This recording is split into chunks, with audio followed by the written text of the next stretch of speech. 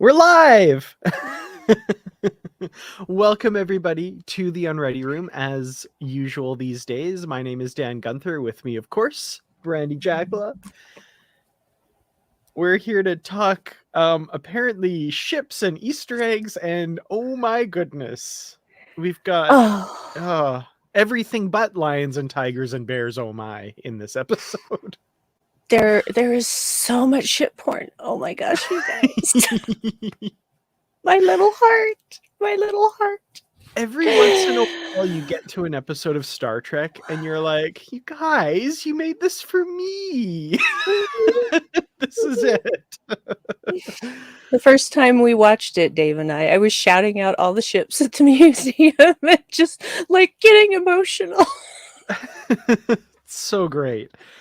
Well, before we get there, of course, we've got the what actually happens in this episode that we should probably talk about before it just devolves into like, oh my gosh, look, it's the NX-01, look at, whatever. Yes. But yeah, so this week we are talking about Picard season 3, episode 6, The Bounty. And I'm curious, I saw a few people guessing what that title meant or putting the pieces together what that title meant before the episode aired, and to them I just say bravo, well done, nicely done. Fleet Museum, ships from history, the Bounty, a cloaking device would be helpful. Nice job, guys, good job. Yep. The minute that I saw that bird of prey, I'm like, oh, that's got to be the HMS Bounty. It's got to be. And then it was confirmed. And I thought, oh, they need that ship. They need that cloaking device. And sure enough, that's basically, yeah. Yeah. Very helpful. Helpful. For sure. Well, let's kind of build up to that, because we've got the Titan on the run now with their skeleton crew and Picard and Riker and all of them. And they're shedding transponders in order to throw the scent off of Starfleet and Vadic. We've got our first little bit of starship porn, 3 starships at the beginning around that transponder. We've got the Excelsior 2 class. We've got another Duderstadt class, which was what the Intrepid was last episode. And then this new Echelon class, which is basically like the Stargazer or the Sagan class, but like cut in half. And those ships are the Trumbull, which is cool. Douglas Trumbull, visual effects guy. Yep. The Mistral was the Excelsior 2 class. How cool is that? Oh my heart! I should have looked that up, but then now that I know that, you guys. Isn't that cool? I love all this behind the scenes stuff. And so good. The other one was, I think it was just the Yorktown. So yeah, it was typical Star Trek ship name. There we go. Yeah. But Mistral is cool because it's like, okay, that story has kind of come to light and become part of history, and they've honored him, I guess. Yes. Or he left Earth at some point and did something else. I don't know, but that's cool either way. I don't know. He really liked it there, though. So, and he probably, we don't know how old he was at the time, but Vulcans can live up to 200 years. So, Yeah, absolutely. He could have still been alive during Enterprise. Absolutely. Absolutely could have. So for those who aren't aware, because I know there's various levels of expertise when it comes to Star Trek amongst Star Trek fans and stuff. So Mistral is from a season 2 Enterprise episode where T'Pol tells a story of an ancestor who visited Earth in the 1950s, and on her crew was this Vulcan named Mistral who stayed behind on Earth when everyone else got rescued, because he kind of, in his Vulcan way, fell in love with Earth and wanted to do a long-term study, I guess, and stick around and all that kind of stuff. So that's really cool. Yes, Carbon Creek was the name of that episode. Yes, one of my favorites. One of my favorites. Great episode. Really, really good, for sure. So the other person we see who's chasing these these beacons is Vadic, and Amanda Plummer. I love her like frustration and rage. It was so good. Like, to see her kind of unhinged, like not in control of the situation, but kind of losing it. Like, that was scary as heck. So she's awesome. Well, yeah, and there's a healthy amount of fear in there too, because she Mm-hmm. knows she's replaceable and dispensable, Yep. disposable. So, and she doesn't want that. She wants to be she wants to continue living, basically, is what she Mm-hmm. wants. So, Definitely. Well, one thing that I notice is we had in Deep Space Nine what the founder said, that no changeling has ever harmed another, and Odo apparently became the first to break that rule, but he's not the last, because mm-mm. Vadic orders this other changeling to be vaporized. So this is they are operating under a very different philosophy than what we've seen from the Great Link before, which is fascinating. Yeah, I think that that's been clear for a little while because I just don't think that um that they would I don't think the Great Link, even after all that they've done, would be this bent hell bent on complete extermination, I guess. Yeah. Yeah, this is definitely, I think Worf's intel is correct. This is like a splinter group from the Great Link, which makes me wonder if at some point the Great Link would like come in on the side of the Federation to help out against, like, I'm curious about that. I wonder what like the internal politics of the Great Link are doing right now. I'm curious about that. So hopefully that's Yes. something we find out in later episodes. But I also really liked Vadic's how do I put it? Like pontification, and her like rousing her troops kind of thing. We will scorch the earth under which he stands, and the night will brighten with the ashes of the Federation, and from them we will rise. Except said a lot better than I just did. But uh, also this idea of like finding every loved one of Picard everywhere he might find shelter and solace. Did anybody's mind immediately go to Laris? And like, good God, I'm Mhm. not happy about that. Yeah, well, Laris can take care of her own damn self, so Oh, I woe be know. unto any changeling that shows up there. This is true. That's a very good point. I'm just saying, like, my rule for season 1 and 2 still stand for season 3. If anything happens to Laris, if those Mhm. writers write anything that something bad happens to Laris, we riot. I'm just Yes, saying. absolutely. I'm ready to go. I've got my pitchfork, I've got my torch. I'm loving some of the discussion happening, by the way, with some of the implications for what we see in this episode. That the sight of the NX-01 refit is just one more thing that undermines the finale of Enterprise. So yay. Mhm. Yep. um, I yeah, think of that as just a holodeck simulation. I don't think of that which as is being what really exactly, happened. yeah, absolutely. Yeah, I Yeah. loved how the novels handled it, where So good. Jake and Nog were like, huh, turns out that was all a lie. Here's the real history now. Strokey beard. Oh, man. So, okay. After the opening sequence, I always want to say opening credits, but it's not. It's just the opening title sequence now. The credits are at the end. We go back to the Titan, and we find out what's been going on with Jack Crusher, because I put that in quotes because that's not all that's going on with him. But Dr. Crusher figures out that he's got this defect in his brain, the same that Picard had, and that he's suffering from Irumodic syndrome. And that completely explains why he's been having these bouts of aggression and visions. No, that doesn't explain it all. There is Mm. something else happening here. And obviously also the changelings want him for a reason. Um, but there's something more going on with that. I think this is like designed to throw us off the scent a little bit. Yeah, I didn't buy that for one freaking second. Mm-hmm. Even though I looked up what the symptoms of Irumodic syndrome are on, Memory Alpha.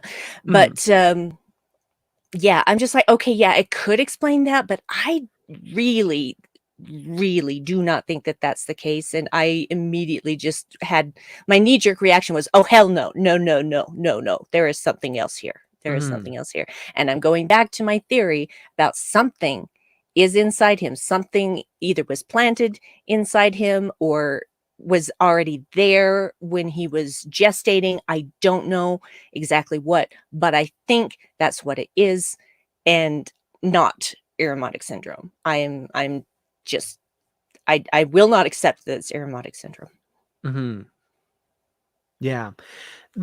It's something to do. Yeah, I don't know. I don't have enough to like speculate with, but it's like that wouldn't make him super skilled at killing those changelings and all of that. And And the I, red eye thing, no. yeah, yeah, there's Yeah. something else going on. I Yes. kind of like this. Where's the comment? Oh, Ricky's comment here. It's kind of the same as what they did in All Good Things. Picard was really truly experiencing time shifts, but they explained it away as like, oh, he's crazy. He's got his Irumodic syndrome. Let's humor him and stuff. Um, Same thing's happening here. Something else is happening. It's going to be blamed on Irumodic syndrome, but there's something real, something really happening underneath that, I think, as well. So that's a good point. I like that. Yep. And I honestly think that Beverly's not going to stop till she gets to the bottom of it. Mm-hmm. So, Yeah. and maybe, I don't know, Jack, I'm sure, will want to get to the bottom of it too, because I think that he's going to get to the point where he realizes this could not be Irumodic syndrome. Mm-hmm. So I just, yeah, I feel like, I'm still thinking like, not that I don't think he's a changeling. I do not think he's a changeling. And I don't think Beverly's a changeling. So I left that, knee-jerk theory behind. But I still feel like maybe this, whatever this is, maybe the voices, maybe he's hearing the Great Link. Mm-hmm. That's, yeah. Anyway, don't know. Yeah. Here we are. Could be something like that. Yeah. I don't know. But yeah.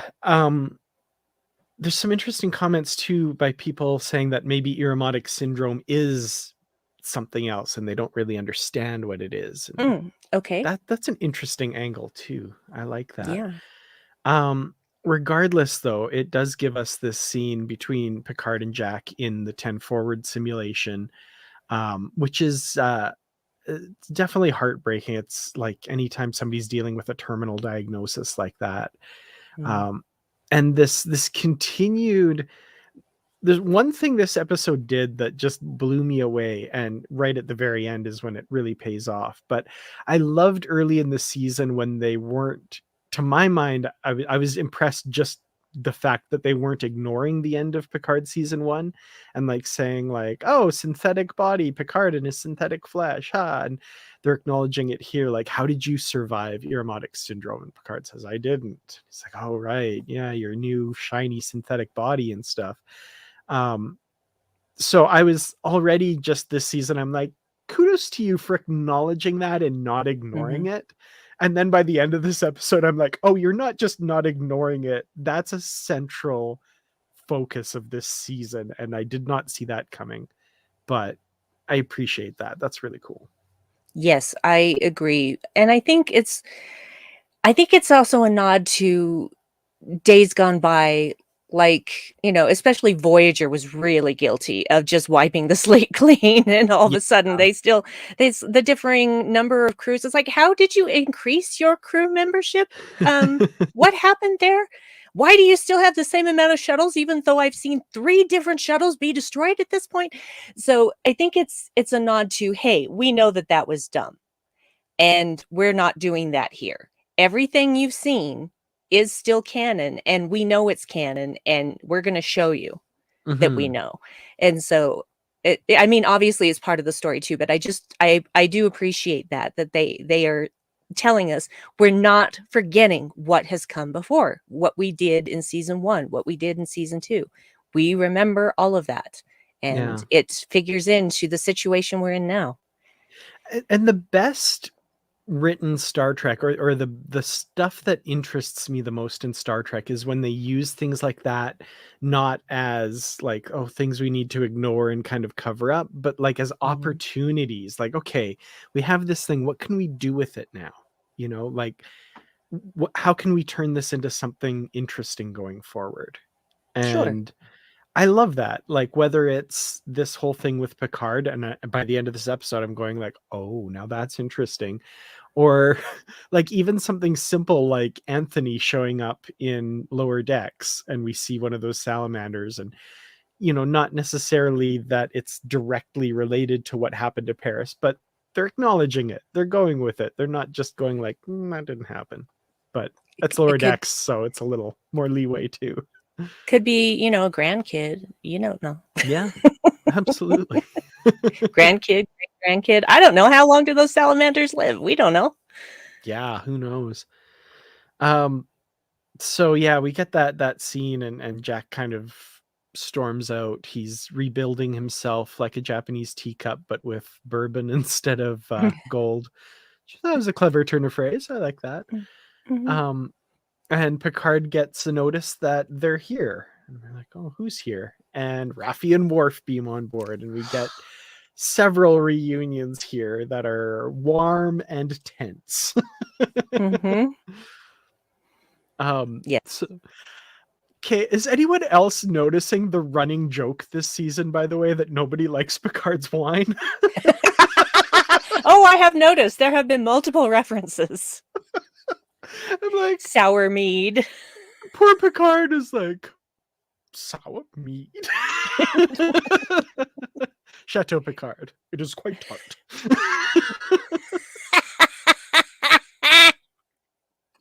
Poor Picard, man. Oh, I don't know why that just kills me. I love that. I want to like make a compilation video of all the people hating on Chateau Picard. Oh yeah, I want to see that video. So now you have to do it. For sure.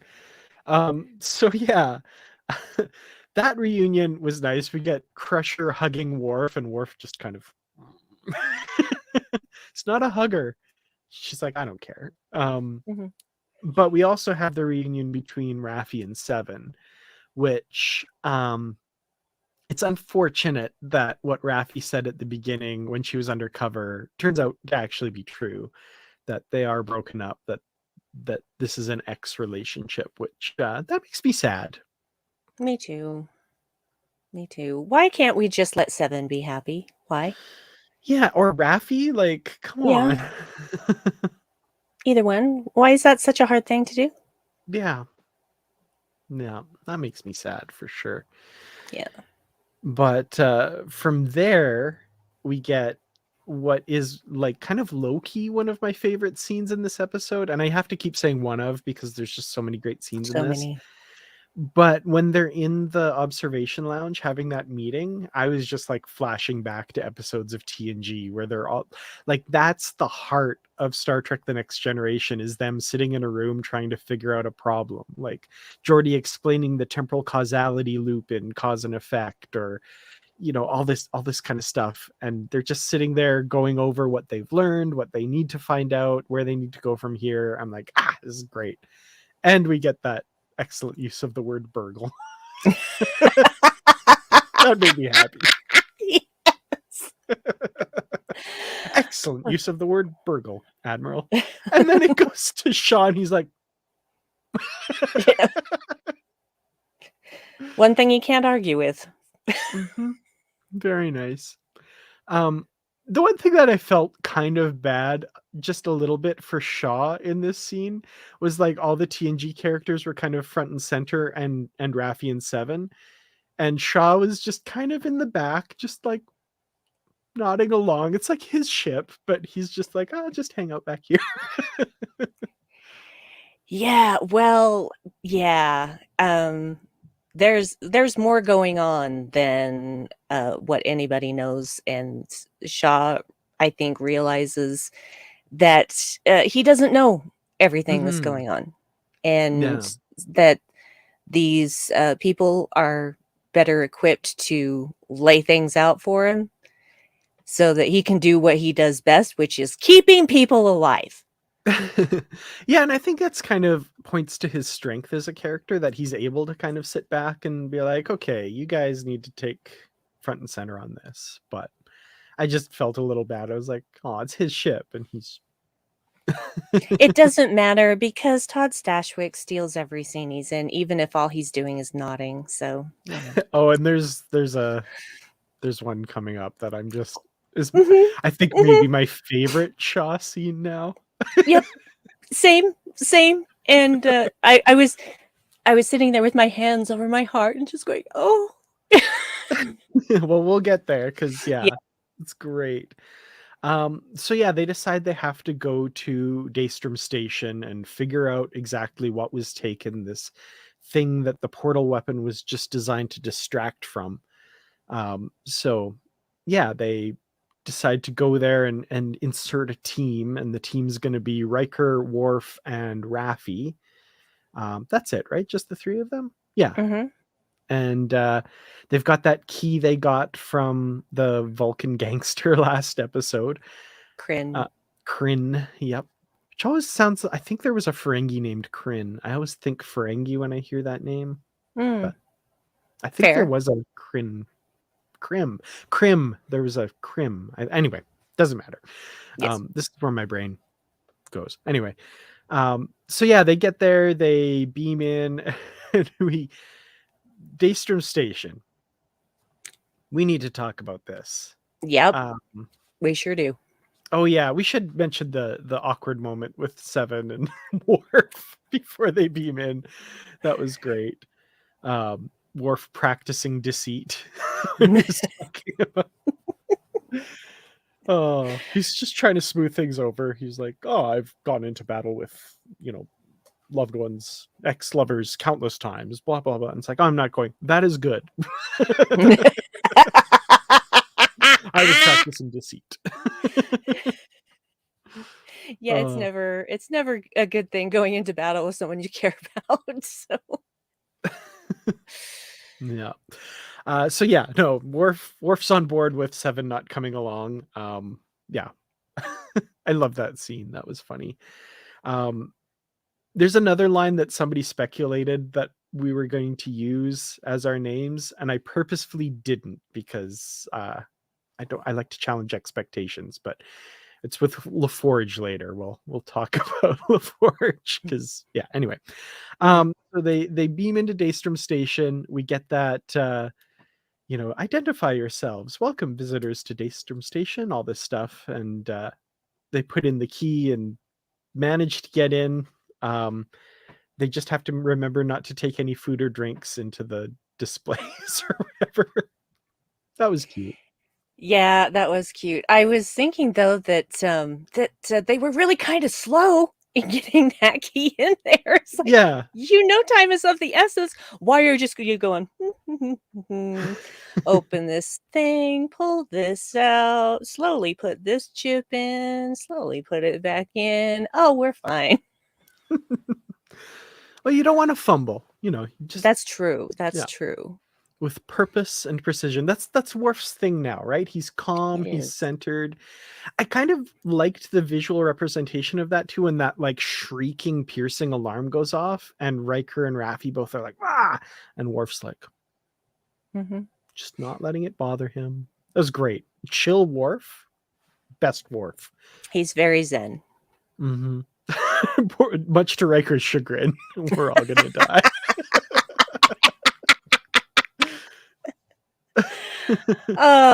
Good Lord. I love these three together. It was really good.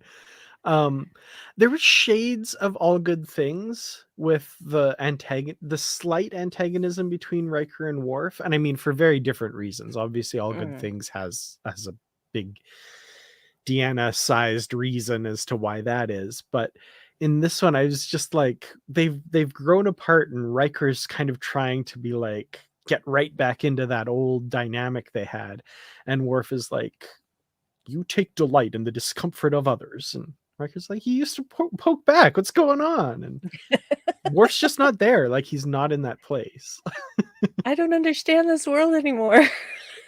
That was we will be friendly energy. I don't understand the world anymore. I felt that from Riker. Like, I don't understand the world anymore. Oh yeah. Oh yeah. That was so good. Oh man. So yeah, we've got Daystrom Station. I've seen somebody was mentioning like, where is everybody in Daystrom Station? They did mention that the station had been evacuated since the break-in or something like that, and there's just the hourly Starfleet patrols, which I don't know, maybe doesn't make a ton of sense, but that's the reason we're given as to why the station's empty and all this stuff. So the Daystrom Station displays, we need to talk about these, because what is happening here? I am so confused with some of those things. The Worf mentions they're the scraps of Section 31, basically. Scraps. Yeah, Really? I think that's what he Really? said. Yeah, I know that's what he said, but I'm just like, I'm sorry, a second Genesis device is scraps?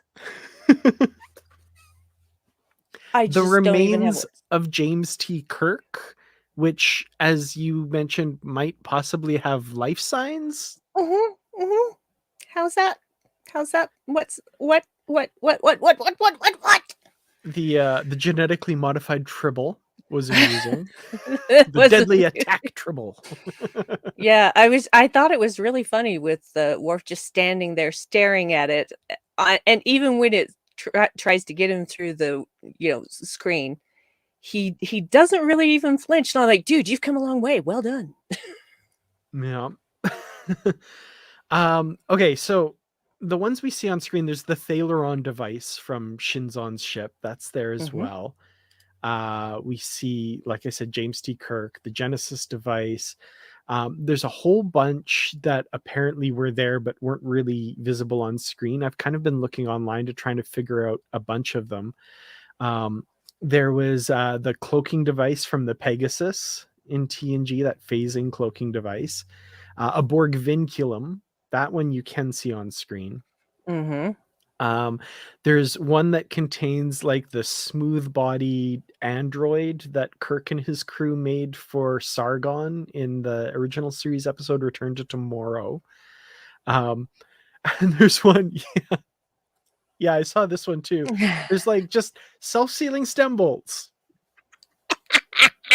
Okay.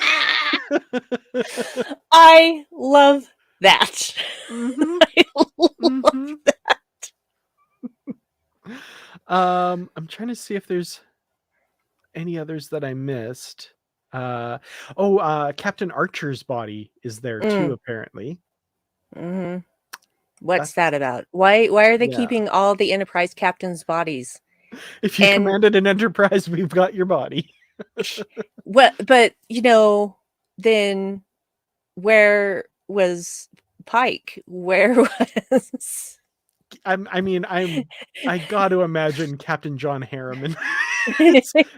Harriman, Probably yeah. in a Where's broom Harriman? closet somewhere. It's fine. Harriman's body will be delivered on Tuesday. On Tuesday.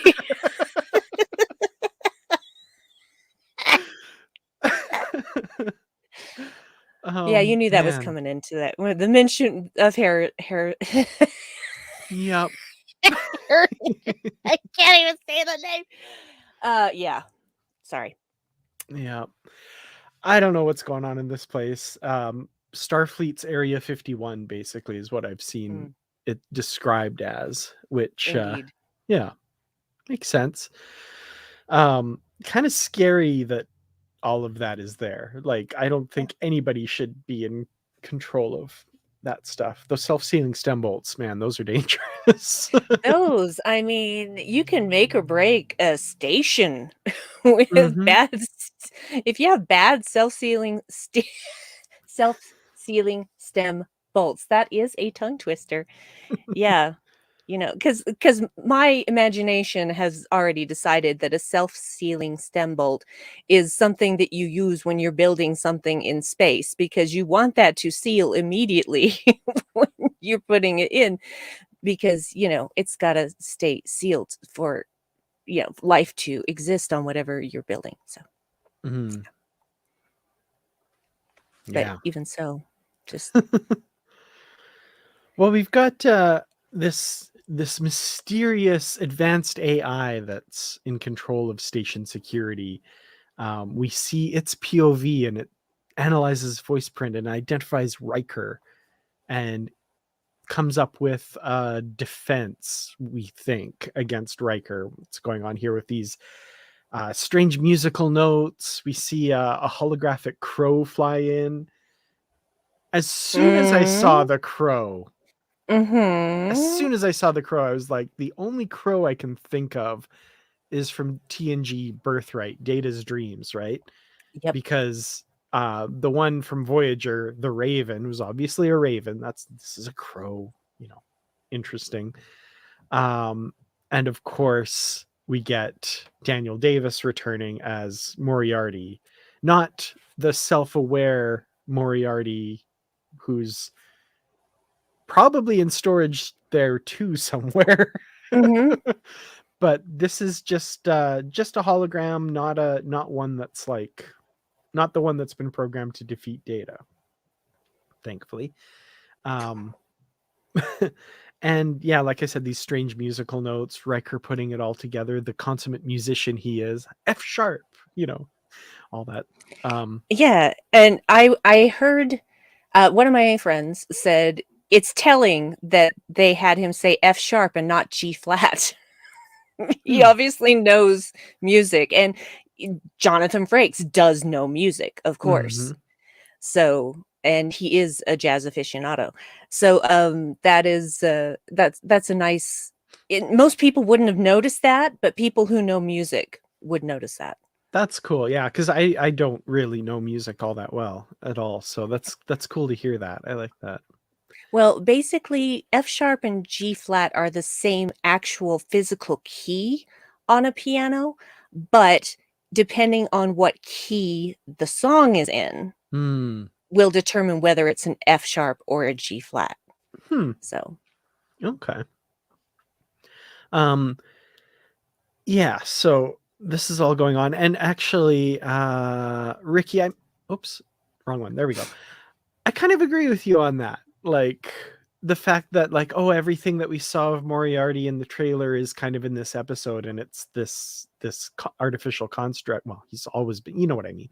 Um, yeah, I'm a little bit sad too that he's not going to be like wearing a mobile emitter and like interacting with everybody, I guess. But it's still really cool to see him. I would not be opposed to seeing him again somehow. I think that would be pretty cool. But I agree.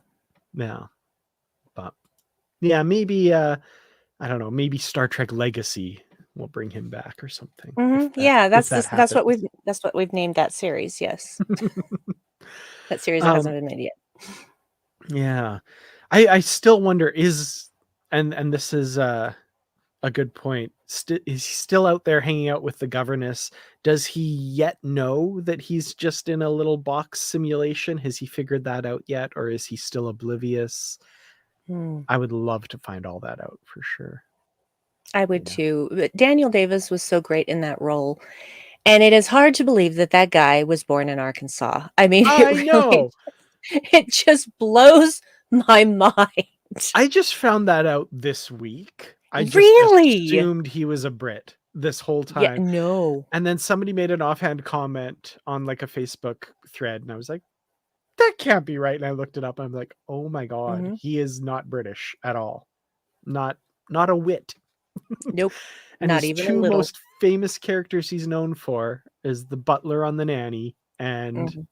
Professor James Moriarty in TNG. I love it. Yep. He does a really good accent. He's really, Mhm. really good. Yeah, absolutely. I'd be curious to talk to a British person about it, but for me, I was like, I had no idea. It completely fooled me. Yeah. Oh man. There's so much going on in this episode. We're 35 minutes in and we're just still talking about. Anyway, okay, so they do make it to the central AI place, and of course, it's this synthetic body that looks an awful lot like Brent Spiner, because it's Brent Spiner. Hmm.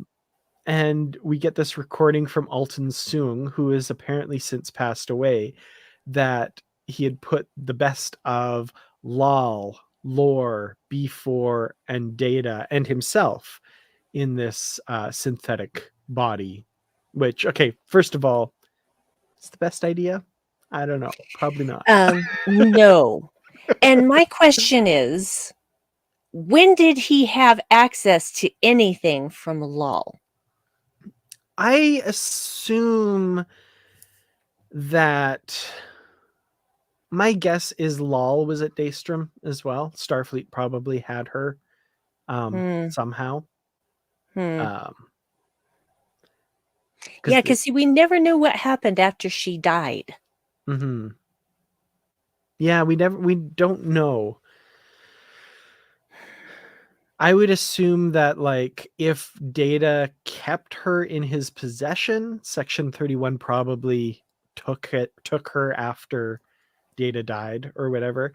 If she was like buried in space or whatever, Section 31 probably swooped in and got her after that, or they just Hmm. got her right away. I don't know.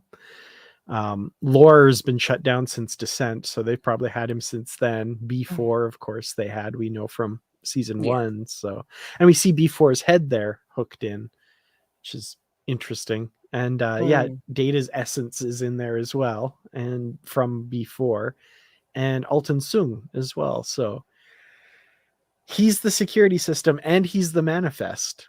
So they take him. Yeah. And they're dealing with an android now that has dissociative identity disorder. Oh, and yeah, that's a good point. They didn't even need. Oh, That's right. thank you. It's been so long since I've seen that episode. Thank Me you. too. Yeah, Thank you. that's right. And yeah, everyone else, everyone's yelling at us. Yep, yep. Yeah, we You're got it. right. We got it. You're Sorry. right. You know, No, we are imperfect people who cannot recall every single little thing. no, And that's. that's why we have you guys. That's why we have you guys to do that for us and Oh yeah, and help. Ricky, way up there, pointed it out too. Thanks.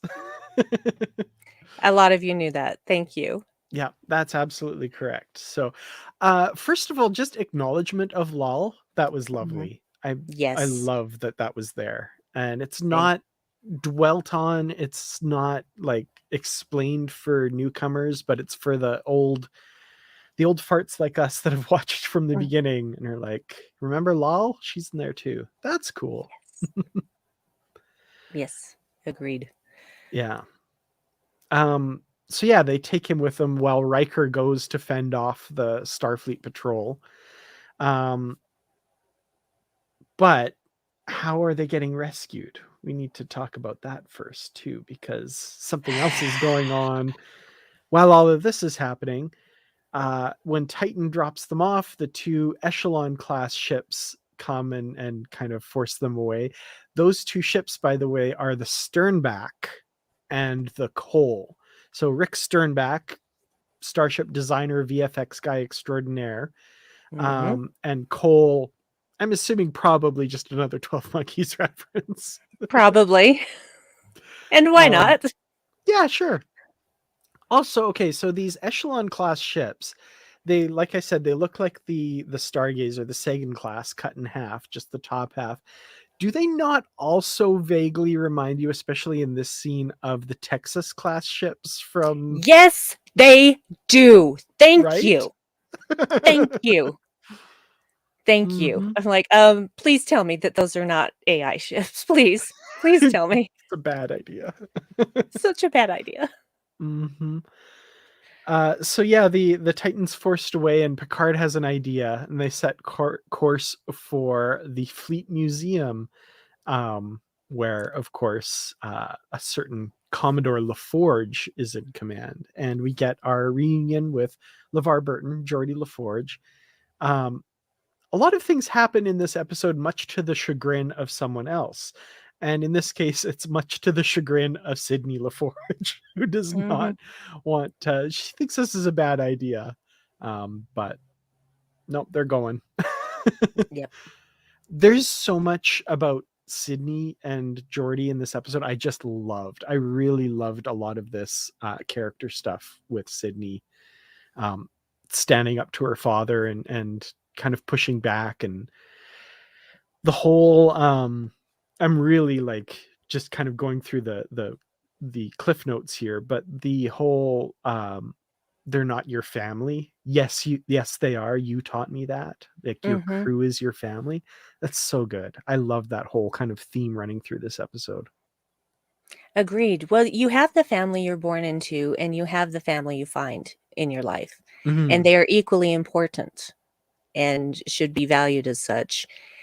The thing that I love is the dynamic, not just between Geordi and Sydney, but between Sydney and Alondra. And that is her name, right? Yeah. Did I get that right? Alondra. Okay. And, you know, just there's a tenseness there, but it's not with each other per se.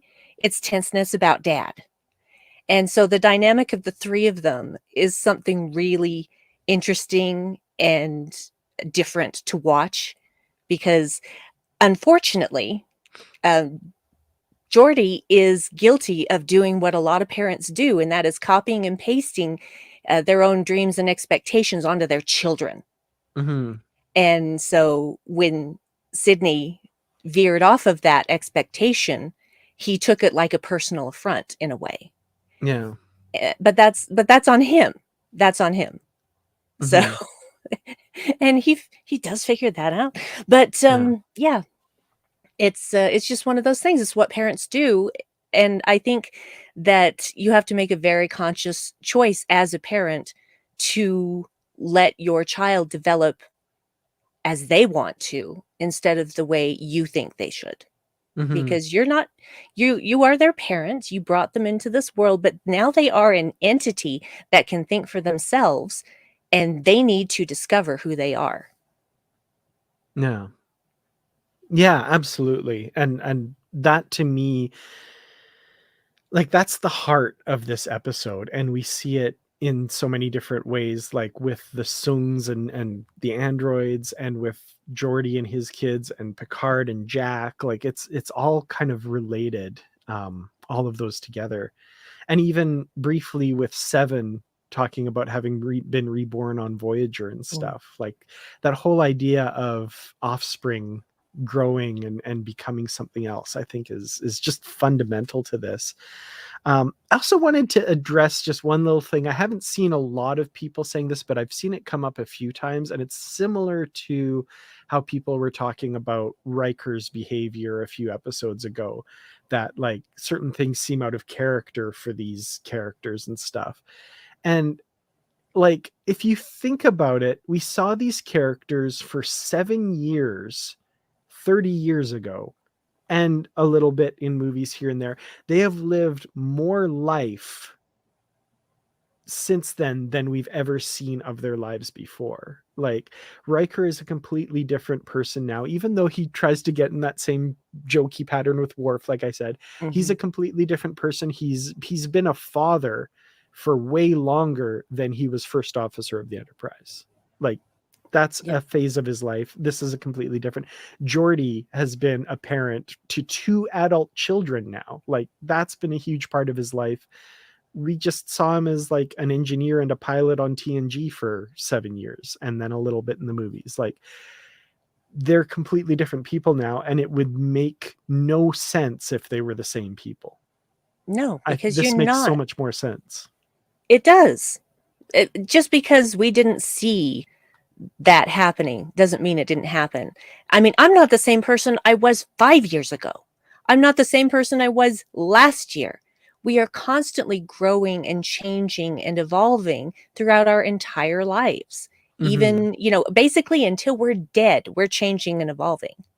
And so for people to have this set vision of the way these characters should act, 20, well, canonically, it's like over 20 years, even though it's really been 30, etc., plus 30 plus. Expecting that same exact thing, that's dumb and short-sighted. Yeah, absolutely. And I think LeVar Burton as Geordi plays it perfectly here. Like, he's scared to death for his children. And it takes, that splash of cold water from Sydney in his face to make him realize that, yeah, they're not his little children anymore. She's made this decision, and it's because of who her father was that she made that decision. She's become the person that Geordi was, and that now he's kind of scared to be because he's scared for his children, right? So yeah, so much good stuff here. I it's hard in an episode that has so much like eye candy. I feel like some of that stuff might get lost, but the performances just really bring it out, and I love it. So okay, let's talk about starships. Okay, before we go on, I'm just going to say something that I know Stress Free K also said in the chat, and I was going to say anyway. If you haven't and can watch the episode of The Ready Room that has LeVar and Ashley and Mika on it, it's amazing. It's amazing watching them together, and you feel the love, and they get really like they're really upset when Will says they're out of time. They're just like, no, like, you can't be out of time. What? And they were genuine. They were genuine about it. So please go watch that. It's wonderful. It's just wonderful to see those three together. That's awesome. Yeah. And also, yeah, Alondra LaForge, of course, I should have mentioned, played by Micah Burton, who is LeVar Burton's real life daughter. To see her on social media so thrilled to be on Star Trek and like showing off pictures of her in her trailer with her uniform hanging there, and she's like, soon. It's so great. It's really, really cute. And then to see LeVar Burton talking about how proud he was to be on screen with his daughter in Star Trek. It's so cool. And then, of course, the actor who plays Sydney LaForge just stepping into that role so well and doing such an amazing job. I buy this family, I love it. Yes. It is their chemistry is undeniable. I mean, it just is, because you're related to a person, that doesn't necessarily mean that you have chemistry on screen, but LeVar and Mika obviously do, and Ashley is the perfect person to insert into that as well. It was like she was born into that family. So it's beautiful. I love it. Oh, that's awesome. All right. So yeah, we've got the Fleet Museum. We should talk about all of the starships that we see there. There's so many. Of course, the ones that get featured front and center. We have the Enterprise A. That was so cool. Voyager, obviously. The theme playing. The theme playing. I got teary-eyed. I won't deny it. I got teary-eyed. Yeah. So featured ones, the USS New Jersey, Constitution class starship, and an old school looking like TOS Constitution class, not the version we see in Strange New Worlds and Discovery. So that's interesting. That's pretty cool. I like that. NCC 1975. So Terry Metalis was born in New Jersey in 1975. Interesting. Yeah. Guys in the chat, just don't feed the troll. It's just ignore him. Anyway, the Bounty, of course, the ship that for which the episode is titled.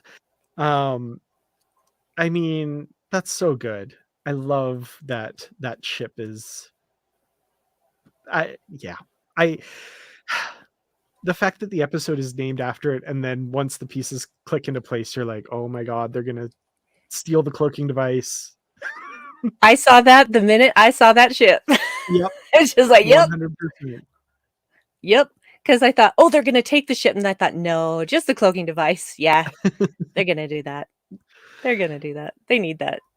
So other ones that are kind of in the background or just fleetingly they're not focused on, but we've got the Excelsior, or at least an Excelsior class ship that I'm assuming is the Excelsior because we see it listed in the closing credits. Mm-hmm. So we've got the Excelsior, we've got a Constellation class starship, which I'm assuming is the Stargazer because it was recovered in TNG season 1. So I'm assuming that's Picard's old Stargazer. We've got a Saber class starship. Oh, and they focused. This is my favorite ship. How did I miss this? Or how did I not mention this? The Defiant. They focused on the Defiant, one of my absolute favorite ships in Star Trek. Yes. And I honestly, I'm like, that is the Defiant. This is not just a Defiant class ship. That is the original Defiant. That tough little ship. Little? So we know that it survived the events of Star Trek Prodigy Supernova because it was at that final battle. So it was there. Yep. So yeah, we've got a Saber class starship in the background. Not sure. Probably one of distinguished itself in the Dominion War, perhaps, or something. I think there's an Akira class starship. There's a Klingon Katinga class, like battle cruiser. Yes. Which I've seen speculation that it's the Kronos 1. I would love it if it were. That's cool. I'm not sure why Starfleet would be in possession of a flagship of the Klingons. I mean, maybe the Klingons gave it to them to honor Gorkon and to honor Kirk for, getting peace actually happening even after multiple people tried to sabotage it. And of course, as everyone is talking about, the NX-01 refit. I mean, it's already been canon because we saw a model of it, I think last season or the season before, but the actual ship on screen. Yes. Beautiful. Love it. So Love pretty. it. So yay pretty. For Doug Drexler, who designed that. He's so happy. Yes. Excellent. I love it. Yep. I'm sure I'm missing some. There's so but many. That's a lot. That's a lot of ship porn. Even for a girl who's begging for it. just overload, sensory overload in my face. Oh, so good.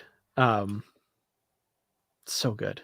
That was so much fun. I'm a big starship porn person, so that was terrific.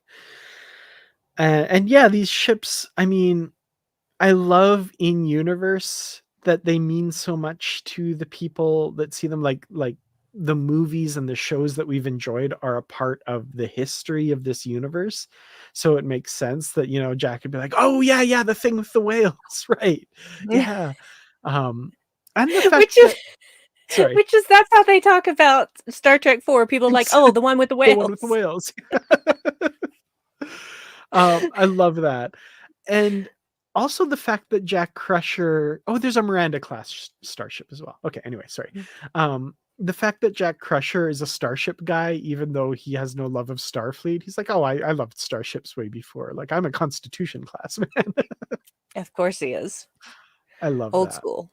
Mm-hmm. And also, I loved the when Alton Sung, his recording, is talking about evolution and stuff. We're seeing the camera pan past all these starships, and we're seeing like the evolution of the starships. I'm like, that was a neat little touch. I kind of like that. Very nice. They know what they're doing. They know what we like. Yeah, absolutely. So yeah, Geordi's unwilling to help at first, and meanwhile, Jack and the LaForge children have absconded with the Bounty's cloaking device and are hooking it into the Titan, and it's not going exactly right.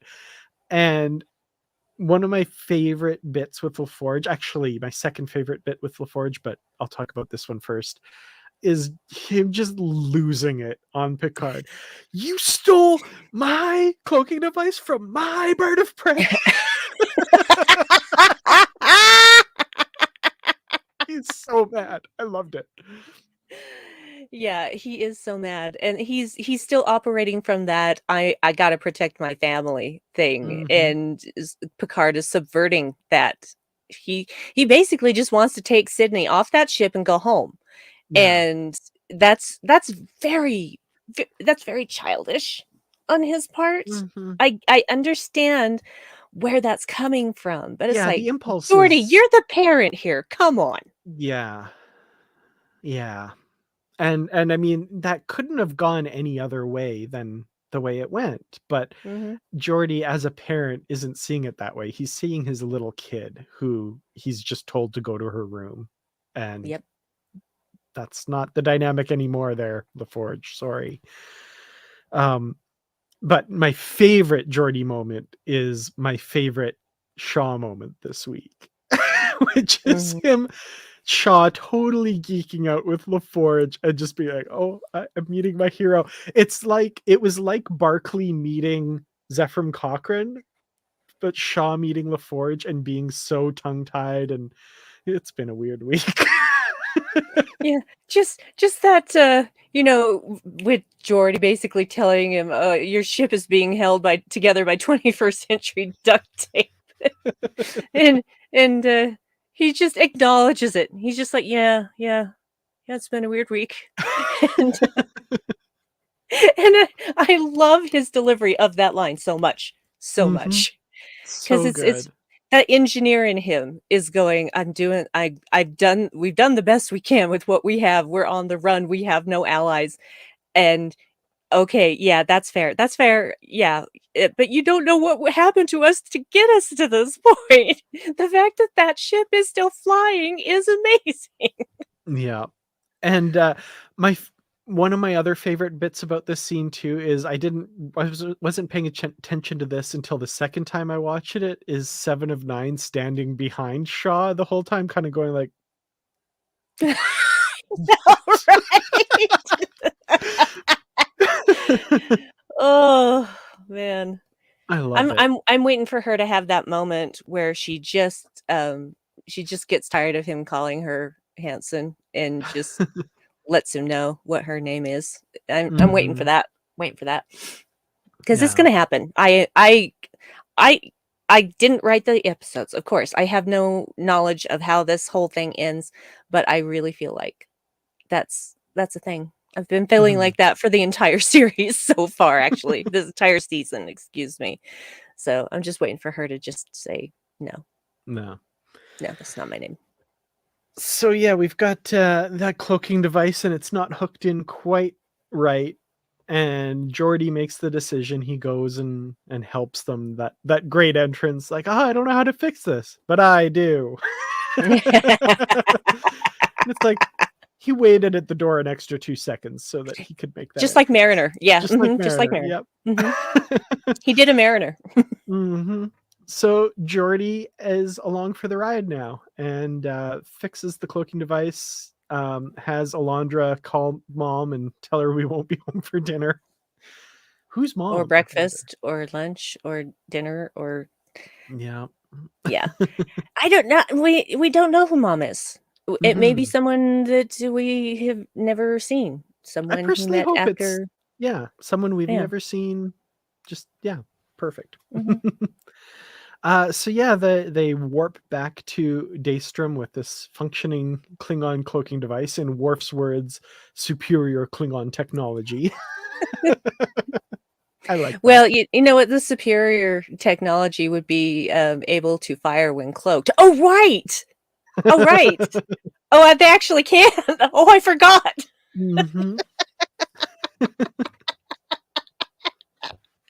Yeah, I realized that as soon as he said that. I'm like, really superior? And then I'm like, oh yeah, That was the whole thing. It was an experimental cloaking device, and that bird of prey can fire when cloaked. Yeah, Oh, if they had that later bird of prey with Chang's bird of prey, that would be even better for sure. And they could do yeah, that. That would be cool. yeah. But yeah, this is where we catch up with the other story. So Riker goes to hold off the Starfleet officers. He gets hit with the transport inhibitor. They manage to abscond Raffi and Worf with data? Question Yeah. mark? And they get back to the ship. But Riker is captured, and we'll come back to him in a moment. But we've got the reactivation of Data, and I had feelings when Geordi was like tinkering with Data. It was just like, oh, this is back where everyone is supposed to be. Yeah, and we get really great, just quick acting by Data inhabiting or by Brent Spiner inhabiting those different characters. He's Data at first. We get a little bit of lore before and Sung. That was really cool how he just kind of slipped into each of those characters. That was good. Well, he's very familiar with them and has been for a long time. So they all do live within him, sort of like they live within this synthetic body that is housing all of them. So it was really well done, though. I mean, just the physicality of it, not just the voices, but the physicality of it when he was switching between the various personalities housed in that body. Mm-hmm. Yeah. Yeah. And yeah, we get in retrospect, when you rewatch the scene, you know exactly what Data is saying. But Picard's asking him what was stolen from Daystrom. Jean-Luc Picard. Yes, it's me, Data. I repeat, what was stolen? Jean-Luc Picard. Yeah. And I after the second one, I'm like, oh crap. yep. And he shows them with the kind of weird projection eyeballs. I'm like, okay, that's cool. It was very Star Wars. Very Star Wars. Very Star Wars. And yeah, it's the remains, Picard's body from season 1 in which he died. Okay, what are they doing with that? How did they get it? How No, did like, they? Well, yeah. no. Just. But like, what are the changelings doing with that? I wonder. Yeah. Yeah. Well, it seems to me, and this is. It seems to me like they obviously need his remains. Okay, so they can replicate a person on site, right? Mm-hmm. Replicate organs, etc. But can they do that from a synthetic body? I don't know. I don't either. I don't know. There's something in Picard's body, in his genetics that they need. And they also need something from Jack. And I still don't understand what that is. Yeah, I hope the answer is satisfying. I don't know. The season so far hasn't disappointed, so I think it's going to be cool, whatever it is, but I'm really curious. And then, yeah, Riker, of course, is captured by the Starfleet officers, and in the creepiest reveal ever, Yeah. hi. Oh, Vadic. giggles like a little girl. Yeah. Yeah, Vadic has him on the Shrike, and Great. apparently has Deanna Troi there as leverage, which my first thought, of course, is, do they really have Deanna Troi, or is that a changeling? And then I'm like, well, Riker could suss that out pretty quickly by asking some questions. So for all intents and purposes, that's probably Deanna, and that's not good. No, it's not.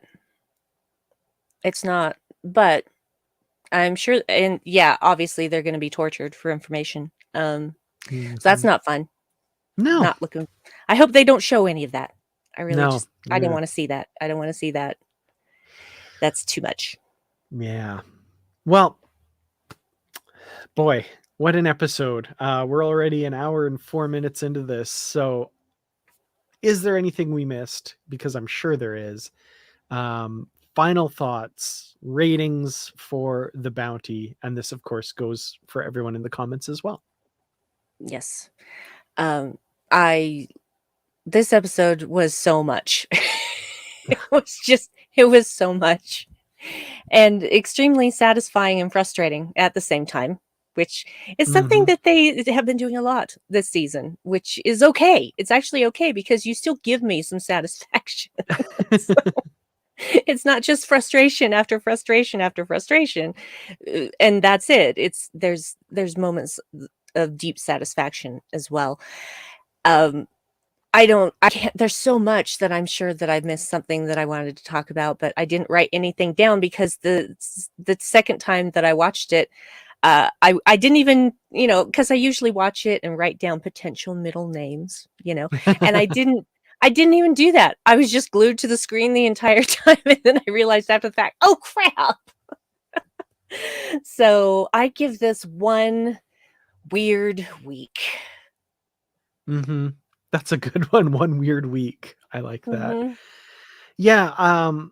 I mean, I don't know much more to say about this episode other than I loved it. There's so many great moments. The starship stuff, the little Easter eggs, those are all frosting on top of what is just a really great cake of an episode. I love the character stuff. I loved seeing Geordi again. There's good. That's good. I like that. Nice. Yeah, there's so much to love in this episode and this season, and the fact that they're not shying away from Star Trek lore and history to kind of serve the story. I really like that. It could all just be seen as Easter eggs, and there are a ton of those, but there's a lot of meaningful ties to the past, and the fact that they're using that cloaking device from the bounty. It's not just a one-off little like reference. It's like, hey, how can we use this to serve the plot? I love that. So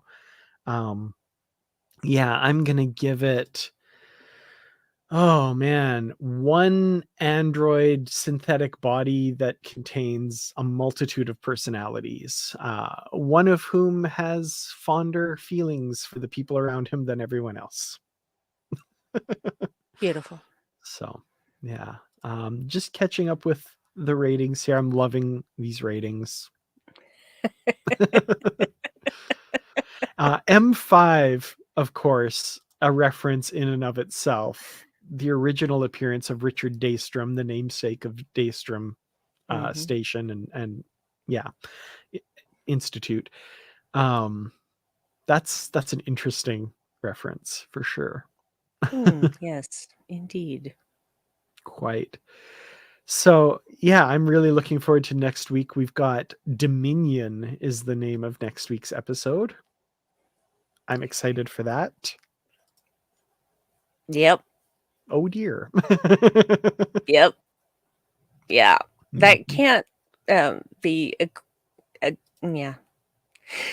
There's going to be stuff in that. I think maybe I don't know. I'm worried about people. Yeah. Worried about people. The fact that this is meant to be the final hurrah for these characters too makes me just continually worried week after week. I don't know. I hope it's unfounded worry, but anyway. Same. Yeah. Well, yeah, we look forward to seeing you all next week. We'll see you then. Thank you for watching. Go check out the Positively Trek discussion group on Facebook and the Positively Trek podcast if you haven't already. And Brandi, what are you up to? About this high. Sorry, that's an old dad joke. Yeah. Yeah. I always ask my friend Chris, hey, what are you up to? And he always says about 5'10". I just go, yeah. My dad, literally a dad joke from my dad. So I'm not up to a whole lot at the moment besides this. So just follow me on the usual places. Twitter, that's the name of that place, at Brandi112. That's where I post most of the stuff, but it hasn't really been much to post lately. So and that's okay. It's all it's Yeah. fine. Absolutely. Well, until then, as always, live long and prosper, live logs and proper, and all the other stuff. Bye, everyone.